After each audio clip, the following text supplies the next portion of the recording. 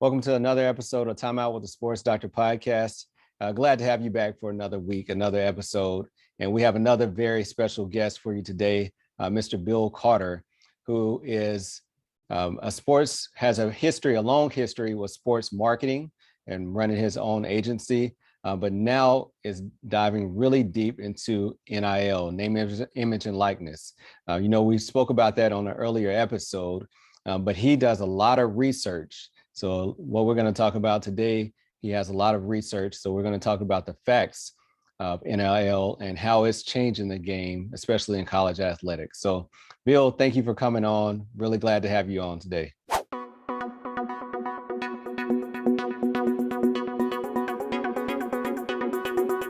Are you interested in real estate?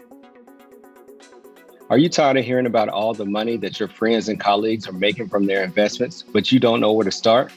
Don't worry, I got you. We are teaming up with Dr. Ronnie, Shalev, and Shalwin Properties to equip you with the tools you need to feel empowered about your investments. So how do you get involved? Do these three things. First, go to my website at Dr.Derrick, thesportsdoctor.com, and click on the sponsor link for Shalwin Properties. This will give you access to a free webinar, as well as the ability to have a discovery call with Dr. Ronnie Shalev. Also, follow her on social media. And stay tuned for more helpful tips coming at you on Money Mondays. Now, back to the episode.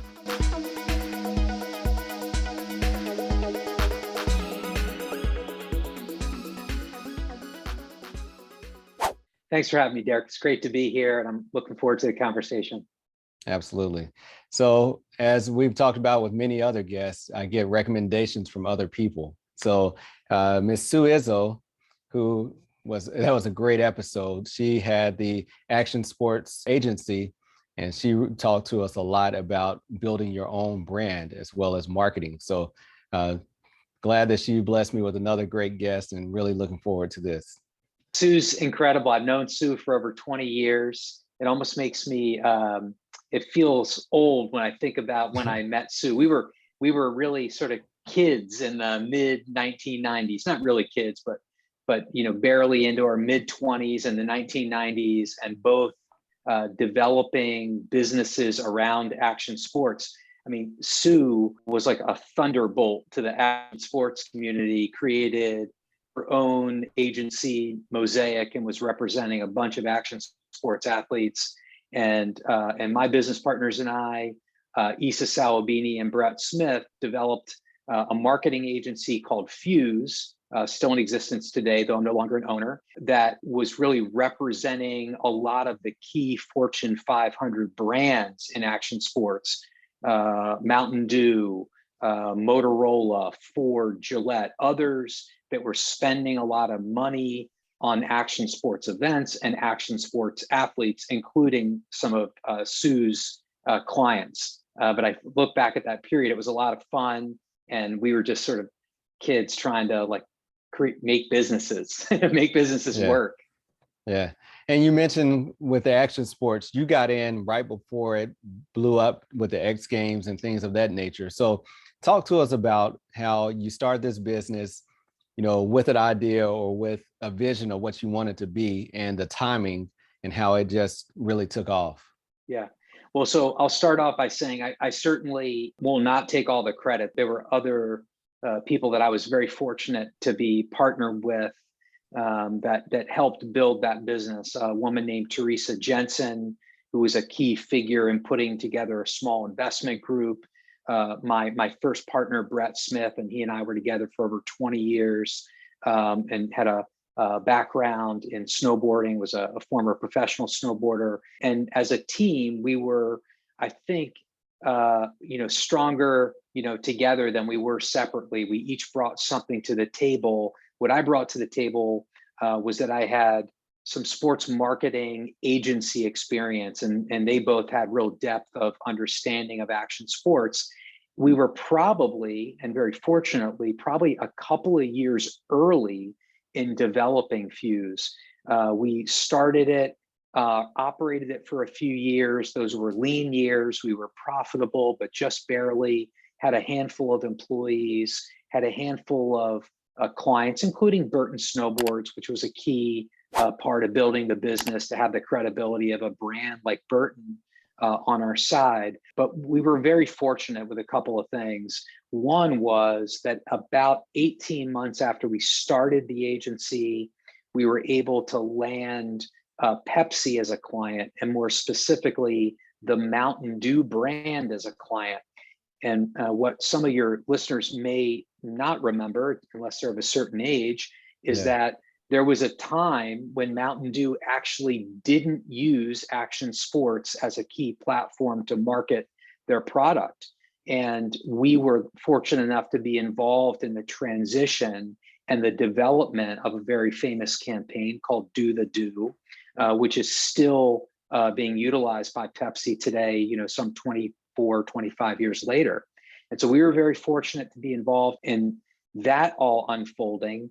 And then about a year later, the X Games was launched by ESPN. And because we already had Mountain Dew as a client, very quickly we were able to, to get Gillette, to get Motorola, to get Ford, and a bunch of other endemic brands. And then, we went from, 5 people in a tiny little office on Pine Street in Burlington, Vermont. All of a sudden we had 50 people and we were working for major brands. And we really operated that way for the next, 20 plus years. So, that's like catching lightning in a bottle, but you have to be open to the opportunity. I always say opportunity knocks, but it doesn't always knock twice. So was there any thought to say, no, this is too much? There's no way us 5, 15 people can handle these big agencies. Did you have any limiting beliefs around that, or was it all full speed ahead? Such a great question, and the way you phrase the question just brings back so many memories for me, almost sort of conflicting memories. On the one hand, in hindsight, I feel like, we were the good kind of naive. We were all in our, I think I was the oldest, this will make you laugh. I was the oldest guy in the room, okay? And I had just turned 27. Wow. And so we were naive and we thought we could just do anything.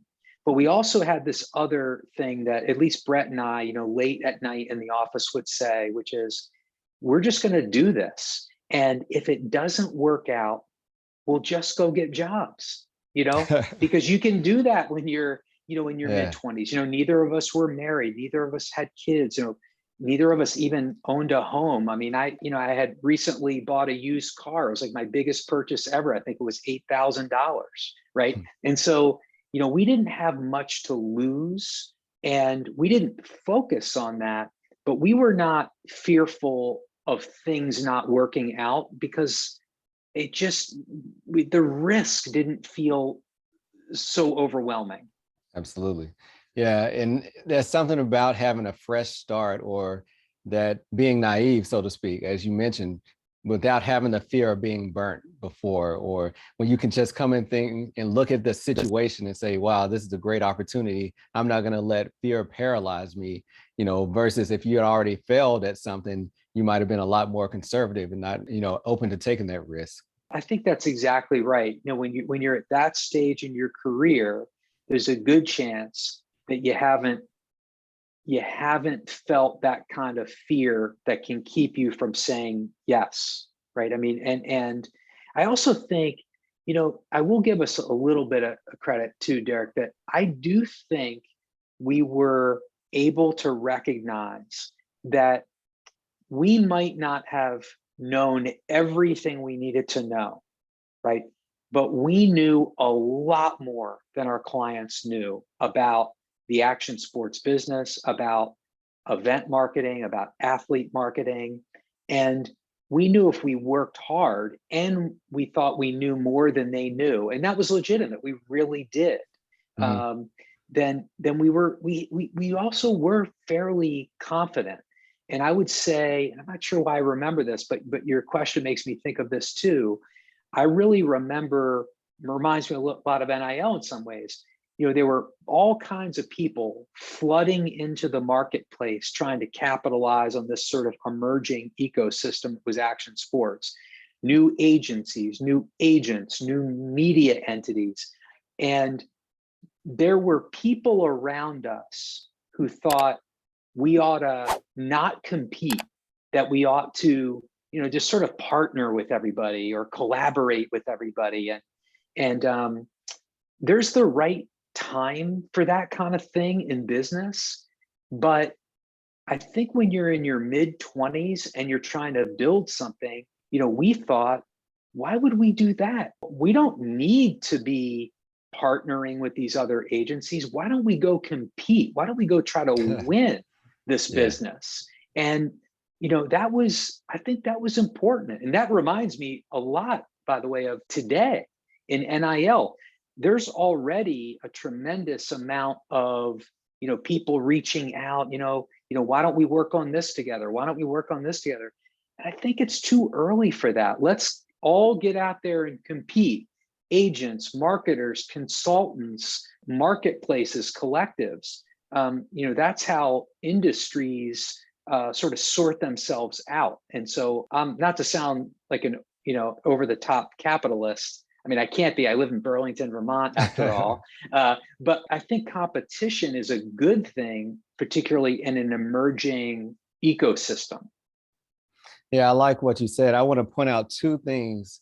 Number one, when you were talking about that you knew that you had more knowledge than the big brands, the go-giver principle, not what can a company do for you, but you knew that you could bring more value to them than what they already had.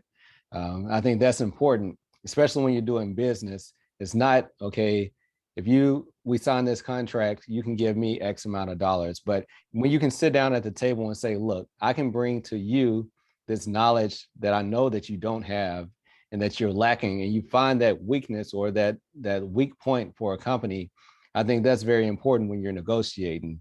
And then the other piece is not being afraid to compete. It's not always about trying to team up. You want to uplift your fellow man, but sometimes you have to be willing to compete and not scared to compete.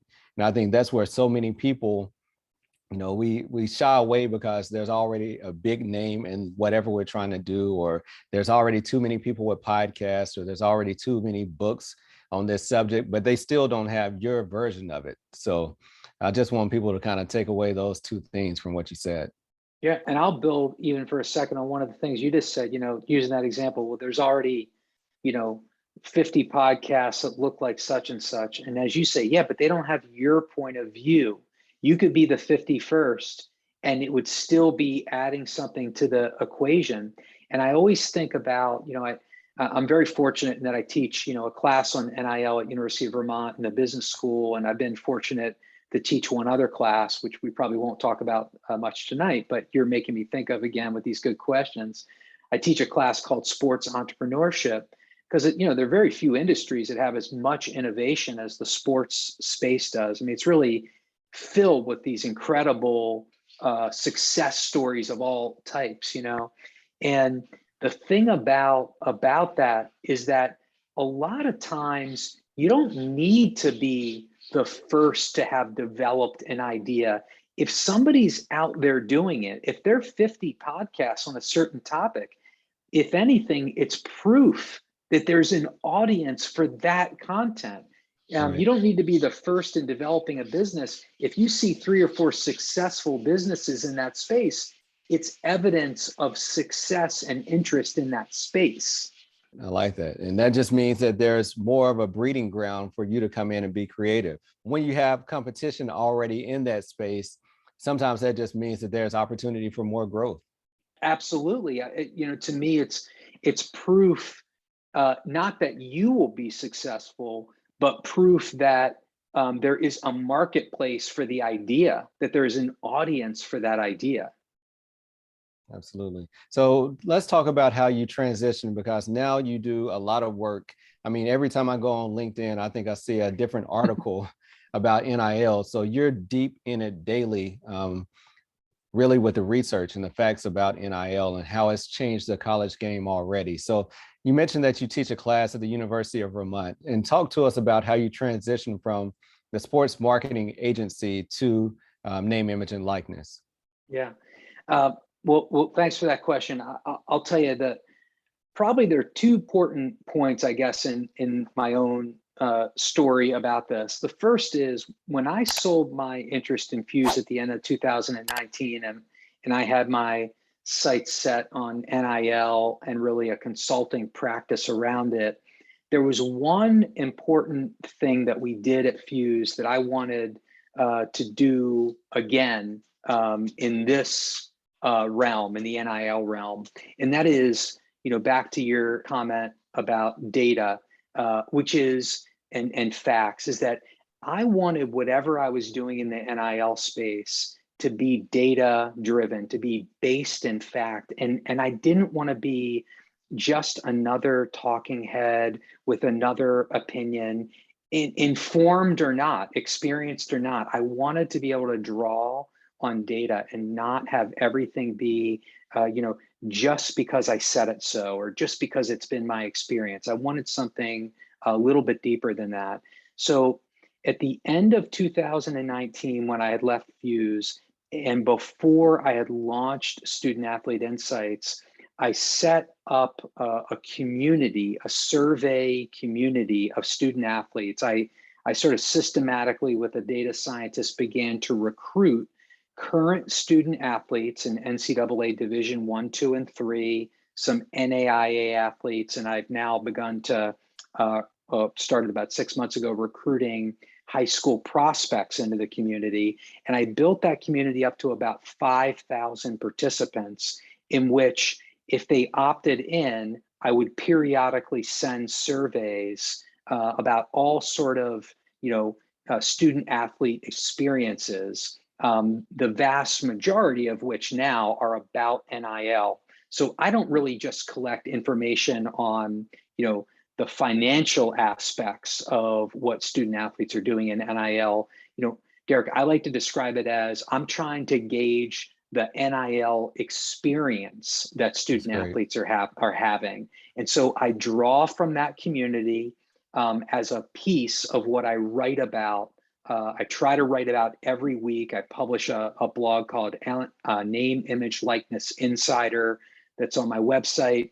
And I try to use data every week and talk about the things that are changing in NIL or specific trends, and draw from the data on a weekly basis. So let's talk about some of the things. You've been doing this now for over a year, I'm assuming?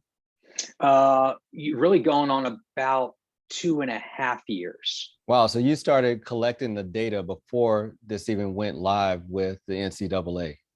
That's true. So I was early, but at that point, by early 2020, the writing was on the wall. I mean, we knew NIL was going to happen. We still didn't know exactly what the time frame was going to be.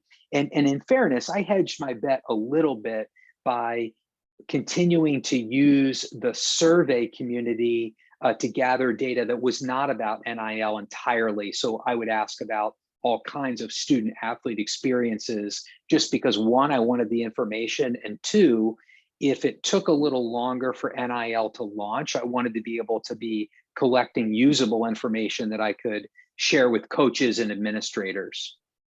So who tends to reach out to you for the data that you have collected? Is this universities come and say, hey, we need to know where or how we should be attracting NIL deals, or is this more for the individual athlete? Who benefits the most from your data?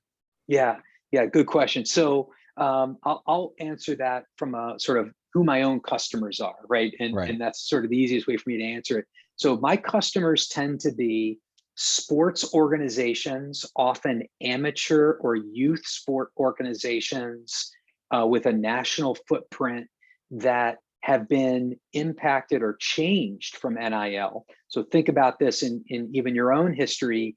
When we used to use the term amateur athlete, what we were saying was this person does not get any compensation for anything that he or she does on the field or off the field if it in any way is connected to their sport. And NIL has changed the definition of amateur athlete. Now, amateur athlete means you're not being paid, you're not being compensated for things that you do on the field, but that you can remain an amateur for things that you do off the field, but that anybody could agree you can only do these activities off the field because you're participating in this case, intercollegiate athletics. So my back to the question, my clients tend to be sport organizations, number one, colleges and universities, number two, brands, number three, and then finally, I'll say student athletes, but student athletes tend to not contact me specifically, but rather their college or university contacts me and I'm brought in and maybe I'll do a workshop for, the 400 or 500 student athletes that are, at the university. But that's my interaction with student athletes is usually I'm brought in through the university. But to believe it or not, universities are like the, for every one university, I probably am working with 3 or 4, brands or sports organizations or agents. Yeah. So what I think about when you say that is that the people that are bringing the money to the table are educating themselves about how they want to properly do this so they can win in this situation. But, especially if you're not at a large not FBS, but one of the large Power 5 conferences where you have resources, you might be on your own to learn about the rules and regulations and what you can and cannot do so that you do not jeopardize your amateur status. Because I've spoken to some athletes that are terrified about, I don't know what I can do. I don't know who I can talk to. I don't know what I can take and still be eligible. So where do you recommend that athletes go so they can get a good understanding about NIL and how to safely use it? The Sabre training bat is like no other training bat you've ever used before. So the purpose of the Sabre training bat with its modified barrel is so that you can perfectly sequence and get behind the ball, getting the bat on plane sooner, creating less miss hits, more line drives, higher batting averages, and more exit velocity. The Sabre training bat is the #1 training bat on the market. Sabre Bats, the training bat that's going to take you to your best swing.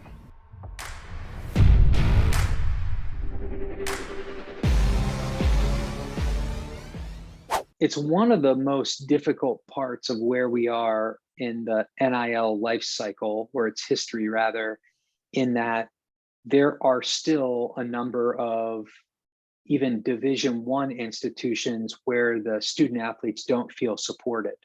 And I'll throw a couple of figures out at you and try to answer this question fully. So in my studies, only about roughly 20% of student athletes are currently involved in NIL. That's not a big number, right, Derek? That's 1 out of every 5. Right. Now, I will say, and let's just focus on Division I for a moment, Division I athletics. Division I athletics has 176,000 participants. So only 1 out of every 5 is participating in NIL. And so sometimes coaches, administrators, others like to point at that number and say, well, in fairness, we're only a year in, so it'll likely grow.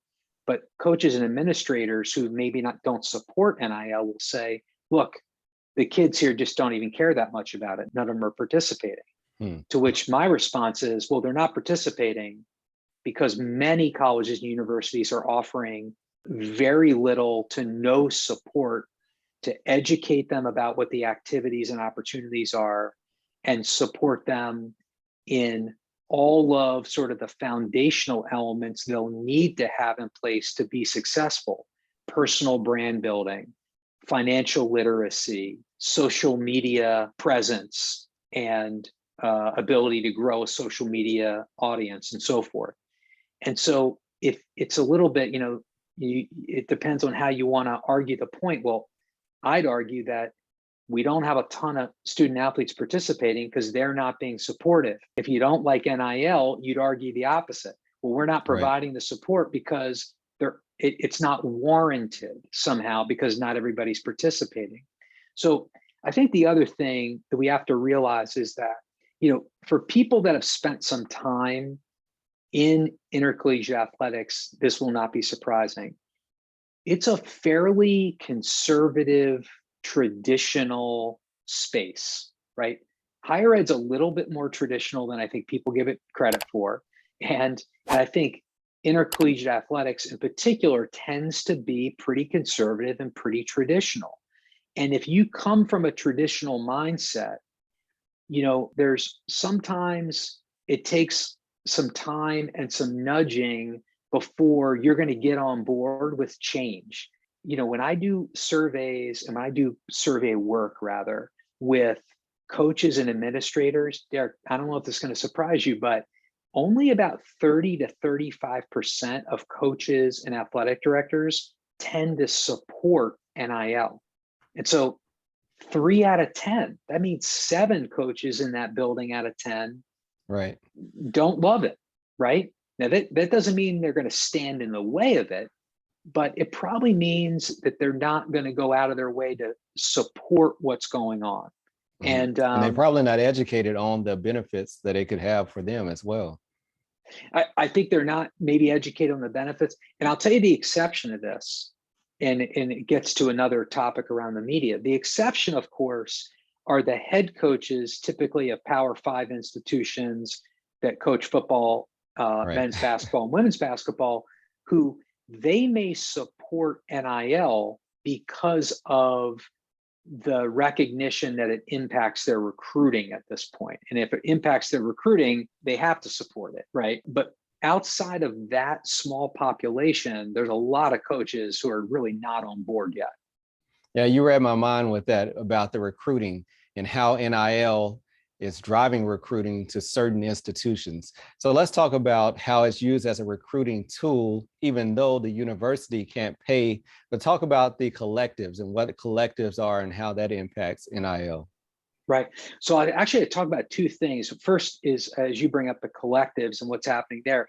The second thing is that while an institution may not be able to be intimately involved in bringing deals to a prospective student athlete or a current student athlete, they can certainly provide a structure within the program, the framework in the program that draws the attention of the recruit and sends the message to the recruit that the program takes NIL very seriously and that they will be supported once they get there. That has a real impact.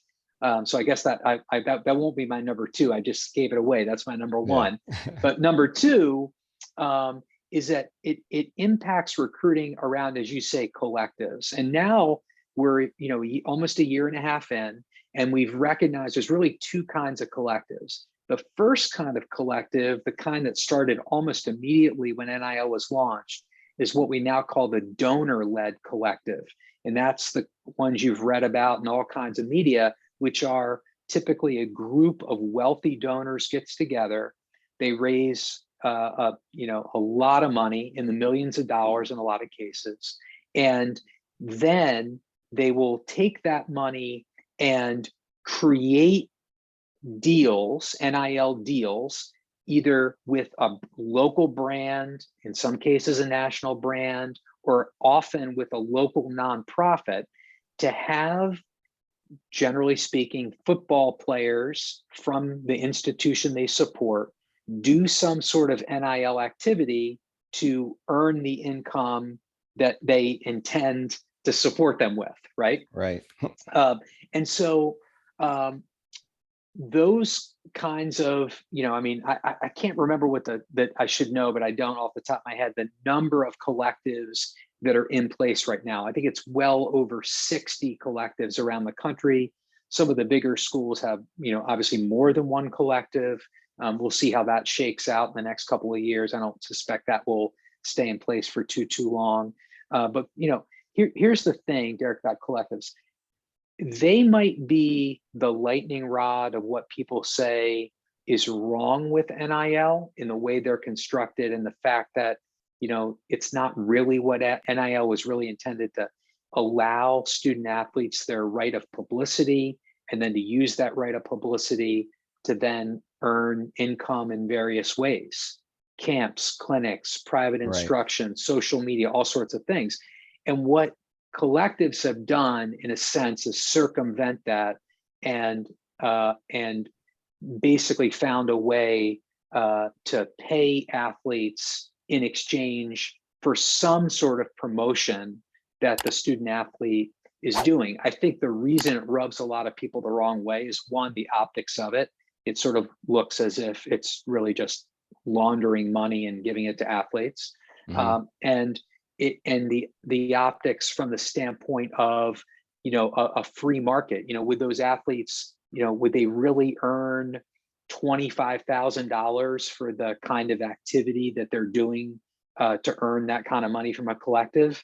And the answer is no, they wouldn't. If those same athletes were in an open market in a professional sports landscape, they would be paid $2,500 for that activity, but they're being paid $25,000 from the collective. So all of that is not great. Here's the thing though, collectives are here to stay. The NCAA doesn't have jurisdiction over the collectives. There's no federal law in place that's managing any aspect or legislating any aspect of NIL. State laws have not done anything to go after collectives. And so collectives are here to stay. And in fact, they're growing in, or rather morphing into even different, slightly different versions of themselves. Now there are things called NIL clubs, which really is a player or athlete-driven NIL, or athlete-driven collective, in which groups of athletes, say on a football team at Michigan State or Michigan, sets up an NIL, the East Lansing NIL club, or the Ann Arbor NIL club, in which the athletes are just banding together and they're creating an own entity and they're selling memberships. And if you pay, 10, 25, $100 a month, you're getting benefits from that group of athletes, autographs, meet and greets, access on message boards, things like that. So, these collectives are not going away anytime soon. Yeah. Wow. It's already started to spread now to high school sports. And as we're talking, I'm thinking, how long will it be before it takes over AAU sports, where it's already been a lot of marketing and branding going on for years. But yeah, with the collectives, it's almost like the rich get richer, because the schools that have a lot of resources, you're going to have a big pot, and that big pot's going to look very attractive to a top recruit. Where if you're maybe a smaller school, or a school that doesn't have those resources, and you're just battling to get enough funds to be able to put uniforms on your athletes, you don't have a big pot that's going to really attract someone and say, hey, we're not giving this to you, but you will have access to this if you come. I think that's one of as much as I support student athletes and I support what has transpired with NIL, I want athletes to have the experience that they want to have. I do fear the very thing that you're describing, which is the rich getting richer, and there being even a further gap between, let's say, the common vernacular, between the high D1s and the mid-major D1s. I mean, that gap is already pretty significant, and it's going to grow like crazy if the higher D1s are putting even more millions of dollars into their programs, and the mid-majors, are not really going to have collectives, and they're not going to have super successful NIL clubs that are player driven. And so I think if you're maybe one of those athletes that, I think of just, sometimes this happens in basketball, it happens in all sports, but, just think about it in basketball, it's like you could have major impact at a mid-major program. And you might spend a couple of years on the bench at a Power Five, but if you go to a Power Five, you're probably going to get NIL deals. And if you go to that mid-major where you'd probably, play a lot as a freshman and probably start for 3 years, I just don't know that the mid-majors are going to get those kids. Right. And I think that's not good for college sports. Yeah, no, I agree. And one hot topic too is social media and its impact. What is the data showing about the role of social media in obtaining or getting these big NIL deals? Yeah. So again, another great question. So the data that I collect, and there's some other groups that have collected similar data, not advisors like me, but rather the marketplaces. So marketplaces like Open Doors and Influencer that are sort of these dating sites of, of brands and student athletes coming together and doing deals. They capture some of this activity data as well. And we've all sort of come to this sort of same data set. Social media accounts for about 80 to almost 90% of all NIL activity. So what that really means is that a brand is doing a deal with a student athlete to develop content and or publish content on that student athlete's social channels to reach the fans and followers of that student athlete. So there's a lot of social media deals being done, and there's reasons for that. The main one being that there are a lot of eyeballs on student athletes on their social media. Student athletes have access to social media and they can actually get the work done. And then third, it's not, in comparison to some other activities, not as time consuming. And, with these student athletes playing their sport 20 hours a week and taking, 12 or 15 hours worth of classes every semester, there's not a ton of time to do NIL work. So social media seems to be a good fit across the board. And so far, one thing that we see that I want to point out is that football has been kind of the leader thus far as getting the big NIL deals. Do you feel like that's going to kind of change, or do you think they'll continue to dominate the landscape? Well, I think they'll dominate, but they'll dominate a little less, I guess, if that makes sense, where I think almost 100% of money that was coming from collectives over the first year has gone to football players. And of course, that inflates the overall numbers of 100% of that source going to football players. Certainly not 100% of brand deals, brand relationships, or any other NIL activity is going to football, but it's still a large percentage because football is, as we know, the most popular college sport from a fan perspective. And so, if we had looked at the data, 1 to 3 months into NIL, the football players would have represented, 80 to 90% of all the activity. And now that number is slowly creeping down. But when you look at all of NIL activity, it's still well over 50% of all of NIL activity are being done by football players, and then the rest are in the more or less the single digits: men's basketball, women's basketball, baseball, softball, volleyball. Those tend to all be sort of up in the top 5, and then a bunch of the other, totaling 24 NCAA sports, tend to be in the 1 to 2% range of all activity. This is great information. And I just want to kind of wrap things up with a couple of rapid fire questions. So on TimeOut with the Sports Doctor, I like to say this is your final timeout. And they'll be kind of true, false questions, but definitely feel free to expand on them. Okay. So first question is, the university can pay athletes for playing sports. False. And tell us why that's false. So the university at this stage cannot be directly involved in putting together any sort of NIL deal. They can create an infrastructure around a student athlete to support her or him, but they cannot be responsible for providing an NIL deal to a student athlete. All right. And all NIL athletes, question number 2, all NIL athletes are, making a great salary. They're getting rich from NIL. I know it's not one of my answers, but I wish the answer is also false. There'll be a handful, less than 10 athletes in Division I in all of college sports that will make $1 million in the first year. There might be 100 athletes that might make $100,000. There'll be several hundred that will make, 25 to 50,000, and all that's great. However, if you look at the percentages, that represents what, 1% of the total of 176,000 Division I athletes, less than 1% of 500,000 total student athletes.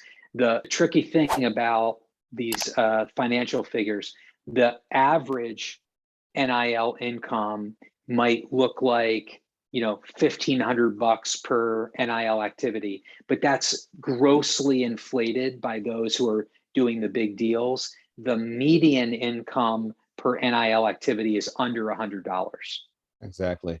And question number 3, all NIL deals are used to make the athlete a bigger, to build a brand for the athlete. I'm going to say true.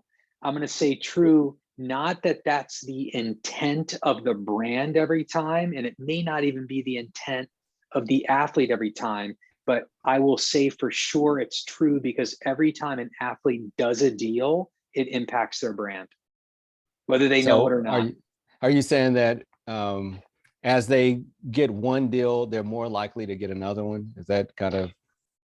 I think I'm saying two things. One, the first is that if they do one deal, there's the potential to do a second, third, and fourth deal.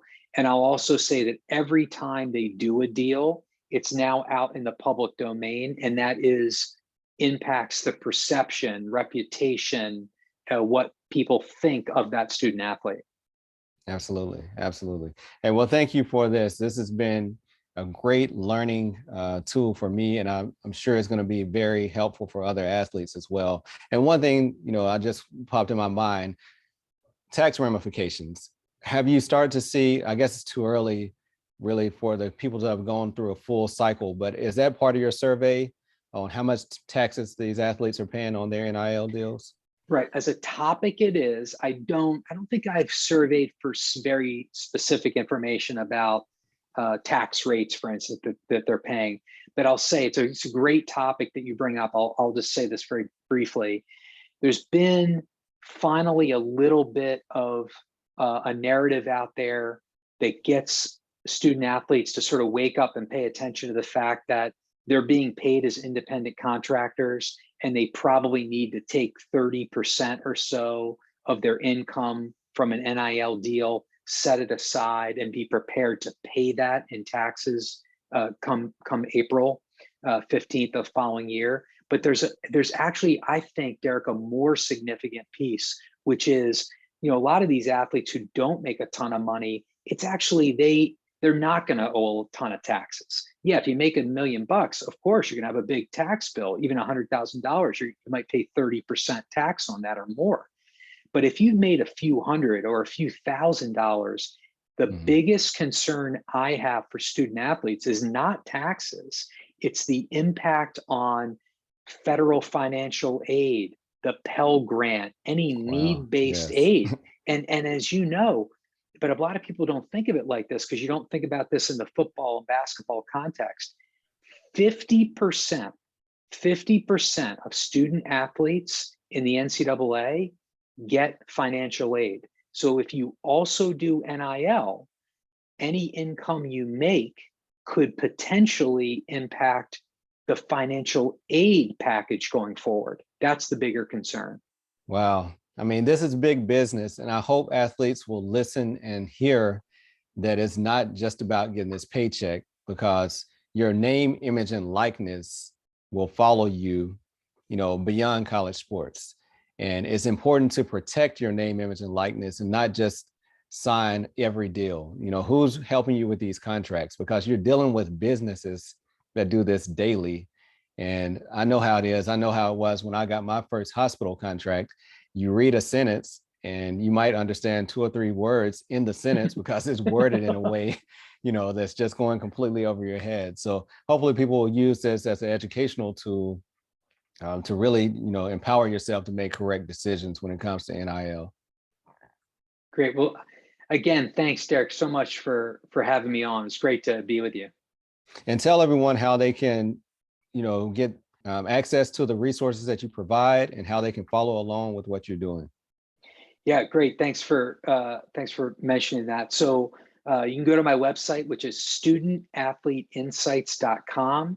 You can sign up for my newsletter and get the data on a weekly basis. That's through my blog, which I mentioned earlier, which is called Name, Image, Likeness Insider. That's also on my website.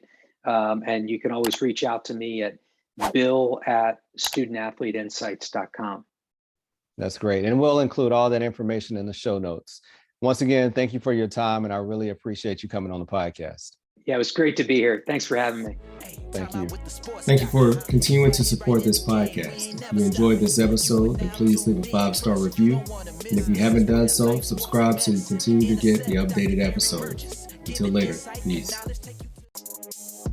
Time out with the sports doctor. Keep our head right in the game. We ain't never stopping. You are now tuned in. Trust you don't want to miss. This is where life, sports, and medicine